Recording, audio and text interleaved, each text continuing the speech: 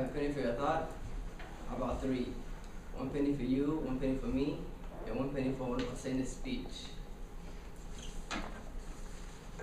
Today I'd like to talk to you about happiness. Now I don't know any of you guys in person, but I'm sure that somewhere inside us, all of us could agree that we all want happiness. And I did research on happiness, and I came up with, I stumbled upon a professor, he's a professor and also a psychologist named Imam Ghazali. Imam Ghazali was born in 1058 AD, and he is one of the philosophers, one of the world-renowned philosophers. So all these psychologists nowadays and all the people that we look up to, they all study him. They all did study him if they're psychologists. And he came up with this theory called the alchemy of happiness. And his theory was that before we could know God, because his theory was to be happy, man has to be in one with God, and that transformation has to, for us to know who God is first, we would have to first know who we are as human beings. So today I'll tell you about what it is to know ourselves. And the first is that we recognize our existence. The second being we know the character of our, third, the role that we play. Fourth, being the relationship within our body. And fifth, the characteristics of our heart. I'll go back to the first one, which is the knowing our existence. We're human beings. Number two is our true character. Within a human being, there's two distinct characteristics. One is the body, and the other is the heart. Now, when I talk about the heart, I don't mean the piece of flesh, the left side of your body. I'm talking about the spiritual heart, as in your soul. So we have to know the true character of that soul. And his theory was the heart seeks happiness through knowledge of God, and it acquires that knowledge through the knowledge of God's creation. Then we go on to number three, which is the role it plays. So think of it, I'll give you an analogy. Think of the body as a kingdom, and the appetite being the tax collector, the anger being the policeman, the intellect being the prime minister, and the heart being the king.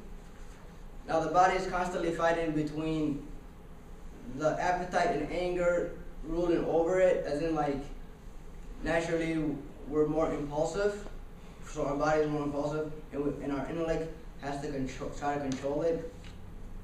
If the heart acts on the advice of the intellect, meaning if our soul acts on the advice of our intellect, what we know is right and wrong, then the road to happiness could be easy. But if we let our impulses take over us, and if we let our impulses take over us, then the body will be ruined, and the path to happiness might be harder, and the kingdom will be destroyed. And the relationship, then we go on to the fourth one, which is the relationship of the body. Now the appetite and anger were originally created for nourishment and to protect the body. I'll give you guys so the relationship within the kingdom. Now the appetite and anger were created to nourish and protect the body. The body was created to bear the senses, as in the five external senses: the eyes, the ears, the hearing, the sight. The senses were created as an intelligence gathering for the heart, and the heart was created as a lamp and it was an intelligence gathering, and the lamp was the heart, and the heart may see the divine presence.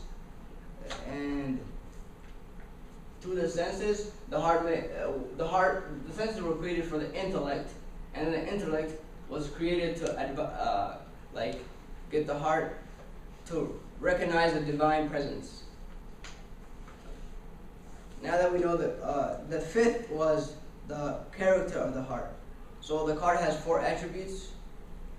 The first one is the predatory, which gets happiness from rage and destruction and killing.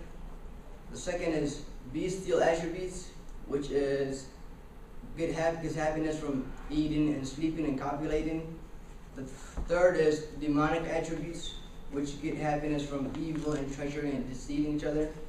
And the fourth is angelic attributes, which get happiness from the contemplation of the divine presence.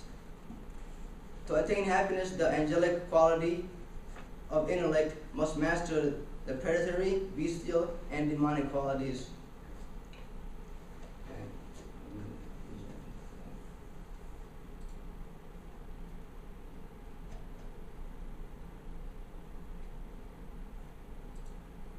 So to attain happiness, the angelic form of intellect has to master the bestial, predatory, and demonic characteristics.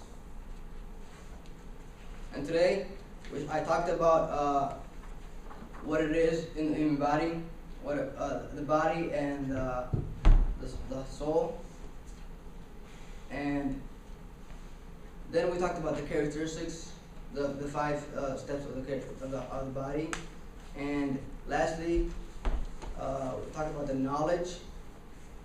The knowledge is, there's 2 forms of knowledge. One is gained through the internal door from our senses, but like learning the arts and sciences of this world. So you gain knowledge from that, and there's all over the world, you gain knowledge from every single thing.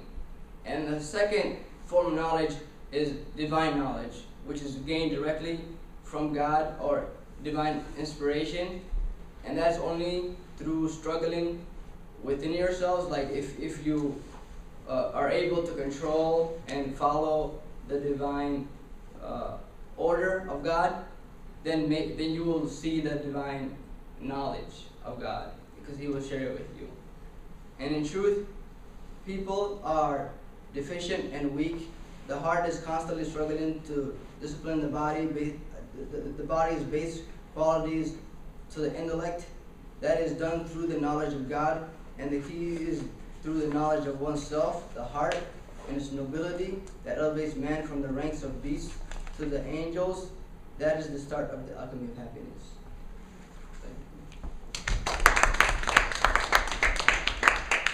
Any questions? Yeah. What makes you most happy? What makes me the most happy is the fact that, well, there's a lot of things that make me happy. There's not one specific thing that makes me happy. If I was to choose one, it would be the fact that I'm trying to better myself in general. So I like seeing other people happy, because that's what happiness is, not what you can do for yourself, but what you can do for other people. So that's what I define happiness as, if that makes sense. What got you interested in this concept? Well, the thing was, a couple years ago, I was going through a hard time in my life, and I was facing depression, all that stuff. And then I stumbled upon this Alchemy of Happiness, the book of Alchemy of Happiness, and it basically talks about all the roots of where those problems come from, like anger and hatred, and I used to have anger issues, all that stuff. And then I wanted to find happiness in my life, obviously. So then I read these 2 books. It was the one, Don't Be Sad, by this philosopher, and this book, The Alchemy of Happiness. And through these 2 books, I naturally just gained a sense of life, and I've been content ever since, and happy. So I was never I'm never sad, or I'm never too excited. I'm always balanced, So that's. All right, thank you, Dino.